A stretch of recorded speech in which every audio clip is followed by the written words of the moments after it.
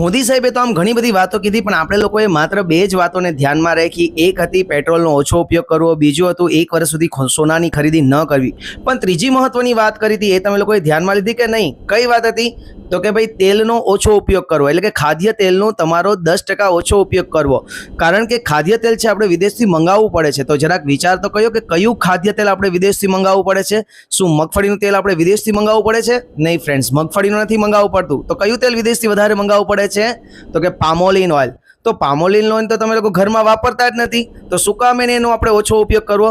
Actually તમે લોકો palmolein oil નથી વાપરતા, પણ તમે લોકો જે વેફરના પેકેટ્સ ખાઓ છો એ પેકેટ્સની અંદર ઓલરેડી પામોલિન ઓઇલ છે ગાઈઝ. તમે લોકો જે રેસ્ટોરન્ટમાં જમવા જાઓ છો એ રેસ્ટોરન્ટમાં મોટા ભાગના રેસ્ટોરન્ટવાળા છે એ પામોલિન ઓઇલનો જ ઉપયોગ કરે છે.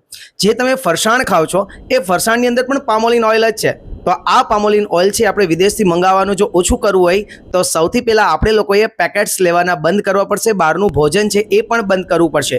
વિડીયો ગમે તો વિડીયોને લાઇક કરી લેજો, ચેનલને સબસ્ક્રાઇબ કરી લેજો અને મને ફોલો કરવાનું ભૂલતા નહીં. જય દ્વારિકાધીશ.